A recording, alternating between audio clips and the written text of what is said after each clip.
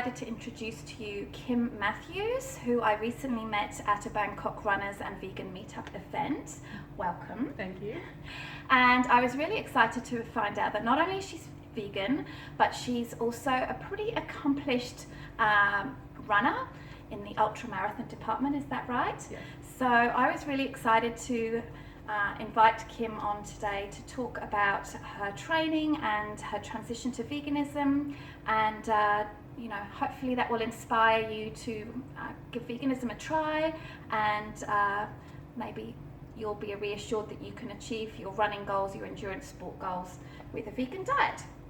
Okay, so Kim, can you tell the viewers a little bit about your running history and perhaps tell us about your biggest achievements? I know you've won some races recently. Yes, so I started doing fun runs back in 2008. My husband and I just decided to sign up on a whim, did a 5K in Melbourne, Australia, and neither of us had run 5Ks before, but we absolutely loved it. So from there we just signed up for lots and lots of fun runs from there, which was fantastic, and slowly increased the distances we've been doing. We took a bit of time off to travel in the middle of all this, but then in 2014 we both did our first marathon, which was exciting, in Perth. And then 2015 we went overseas for 6 months, but when I came back mid last year I decided I wanted to run an ultra marathon.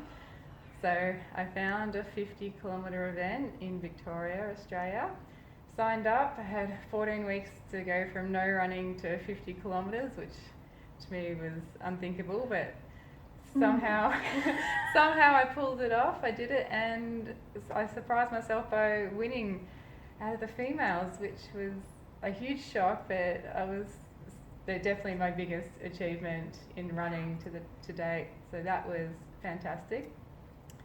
A month later I moved to Bangkok and didn't know anything about the running scene over here, but got involved with Bangkok runners quite quickly, who have been fantastic and have shown me different places to run and, more importantly, different events to sign up for.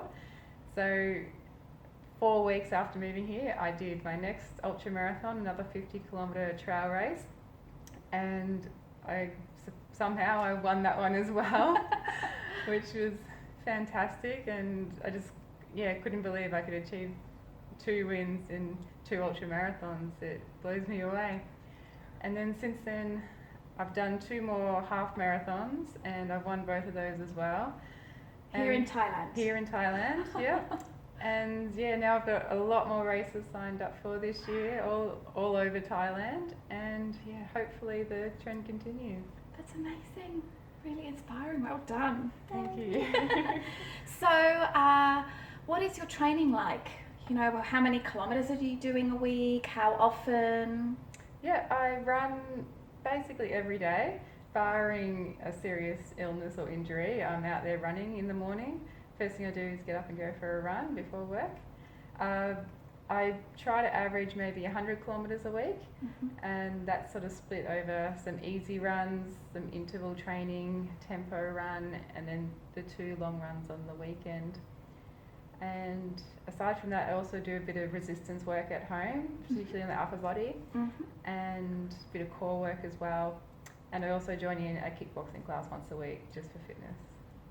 So you'll be running every day, but you also do extra stuff on top of that? Yeah, in the afternoon I'll do the extra, Wow, commitment. Yeah. For you.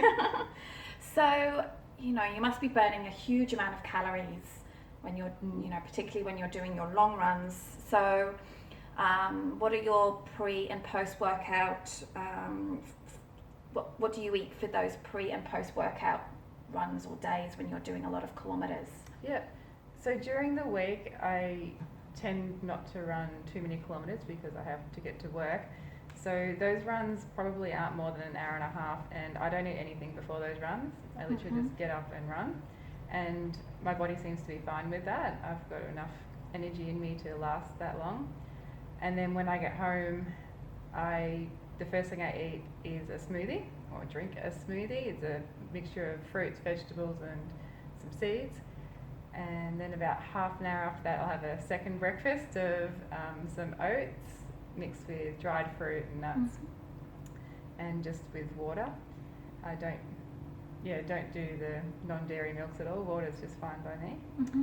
And then on the weekend when I do my long runs, I definitely eat before those. So I tend to go the oats again. I soak oats overnight. I'll have them in the morning with a banana and some dried fruit. And then during the run, I might take a gel or some dates. And if it's a really long run, I might take something more substantial, like some dried biscuits or a baked potato or something. It's a bit more substantial. Fills you up a little bit more. A bit more real food, I guess, not so sweet. And then when I get home, smoothie generally, some fruit. I love eating fruit afterwards. Coconuts are great. I love the coconuts. And yeah, I just eat constantly throughout the day, just as much food as I can get my hands on to replenish all the energy I burn. Awesome. So you've been vegan for a year, is that about? Yeah, not quite. Mid last year. So when I got back from overseas last year is when I decided, right, I'm going vegan. Wondering, like, what inspired you to become vegan? Like, why did you decide to make this significant transition?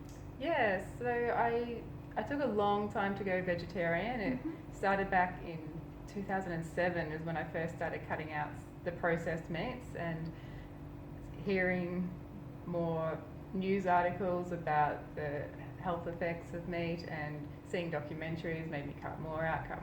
And a long time later, I finally went vegetarian. And then I was sort of happy there. I never really thought about going vegan at all. I thought, yeah, vegetarian, I'm doing my part. But then when I was overseas last year, I spent a lot of time on buses doing nothing. So I downloaded some podcasts, and most of them were running related. So I was really inspired by running, but I also downloaded some vegetarian ones as well. And I found a few that were vegetarian but also vegan as well. So they talked about the vegan diet and how great that was for their bodies, for their health, for running, for obviously the animals and for the environment. And it just really opened my eyes up to what is happening out there. I had no idea that the dairy and egg industry could be just as bad as the meat industry. And so just collecting more and more information, reading up on things, I decided in my head, yep, this is the way I've got to go. And so the day I came back home, I said, right, that's it. Wow. No more dairy, eggs. I'm committing to veganism. Awesome. That's great. And when you were first transitioning to a vegan lifestyle, did you notice sort of any difference in your training or your performance, or, you know, just generally, or, you know, were there any challenges that you faced, or what was that period of transition like? I guess it was a big transition anyway, because I've just come back from being overseas for 6 months. Sure. And just getting back into training again as well. So I can't really say before the diet I was training like this and afterwards I was training like this. Yeah. It all happened at the same time. But I have noticed that my times have increased in my training. Like my tempo runs, my intervals are definitely faster than they used to be. I mean, that could definitely be just an increase in training, but Sure. it could be the diet as well, I don't know. I know generally I feel quite clean and quite healthy. I don't feel weighed down as much as I used to when I was eating meat and dairy. So that's been a really good sign. I tend not to get that mid-afternoon slump. I don't drink coffee or tea or anything like that. I've always got heaps of energy, so that's been a really good sign as well. And otherwise, transitioning I think was quite easy. I've never got into the mock meats or foam meats or anything like that, because I don't really miss the meat. Okay. I started with non-dairy milks, with rice milk, oat milk, that sort of thing, and I have them occasionally now, but I don't feel like I need them. I don't miss milk. I don't really have the vegan cheese or anything like that. So I found it okay transitioning. That's been fine, and it's opened my eyes up to so many different foods that are out there and different recipes to try, which has been fantastic, and I love exploring all that. Awesome. That's great. So what might you eat in the course of a day here in Bangkok? Because I know a lot of people feel that, you know, life must be a little bit of a challenge as a vegan in Bangkok, you know, because we might not have all of those vegan meats that are available at home. So, you know, what might your day look like with food generally? Yeah, so in the mornings after the run I do the smoothie, do the oats. For snacks during the mornings, always fruit. Any sort of fresh fruit I can get. I love watermelon and pineapple, bananas, apples, anything I can get my hands on. It's great. Lunch is nearly always a salad. So big salad, lots of different greens and vegetables in there. I like a big variety. There's always some sort of bean or lentil or something in there, and sometimes a grain, maybe some rice or quinoa, things like that. And I'll just mix up the sauce all the time, so it always tastes different. During the afternoon, I often snack on more fruit, lots of dried fruit I like as well, maybe some nuts. And I love rice cakes I love Vegemite, so I'm going to love Vegemite. So with Vegemite or maybe some sort of nut butter, tahini's fantastic as well. And then for dinner's different every night. It can be a stir fry, noodles, rice, veggie burgers, falafels. I can go out and have any type of cuisine I like. Yeah, I like changing it up and trying something new every day. Awesome, great. So do you have any tips for people who might be wanting to become vegan, particularly, endurance athletes or people, people that are burning a lot of calories or doing regular training? Yeah, so I guess that crossed my mind. If I wanted to run a 50-kilometre race, could I do it on a vegan diet? Because I'm not getting all the meat protein and the calcium and the iron and all that. So yeah, it was on my mind at first as well. But there are thousands of people out there doing this every day. They are ultra runners or ultra athletes, endurance athletes that are competing in the top of their game on a vegan diet. That you don't need the meat, you don't need the dairy, you get enough of the nutrients and the protein from whole foods, from vegetables and grains and nuts and seeds and fruits, that sort of thing. I'd say my only advice is, if you're thinking about it, just give it a go. It can't hurt. There's plenty of resources online to help you along the way. There's so many different recipes, and there's a lot of, say, 30-day vegan challenges, and you can just give it a go for a month. If it doesn't work, it doesn't work, but you never know unless you give it a go. And there's so many vegan athletes out there that talk about how quickly they can recover from training, which means they can train more and they can get even better. And so that's a real big positive to this diet. And so I think give it a go.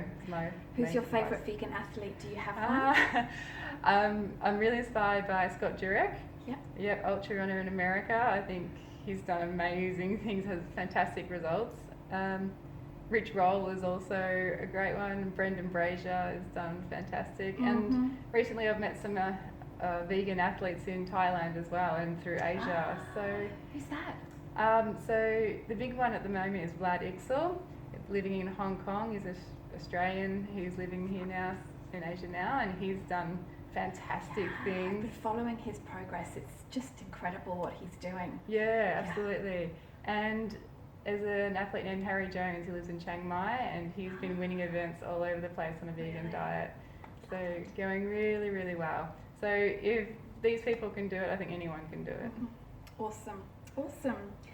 Okay, well, thank you so much, Kim, for taking the time to come over and share your story a little bit. So Kim and I are now off to Govinda's, which is a restaurant in Soy 22 where they have vegan cheese, and well, I don't know about you, Kim, but I'm going to go out and stuff my face there. So before we go, Kim, how could people connect with you if they wanted to find out about what you're doing and keep abreast of what you're doing in your races and things like that? Yep, so I've got a Facebook page. It's called Kim Matthews Runner, and you can go ahead and like the page, and I keep it updated with all the races I do, with different runs I do throughout Thailand, maybe some different trails or some different routes which look amazing. And yeah, feel free to message me with any questions you might have. Awesome. Okay, thank you so much. If you like this video, feel free to give it a like, and if you would like to subscribe, please press on the red button. Okay, bye.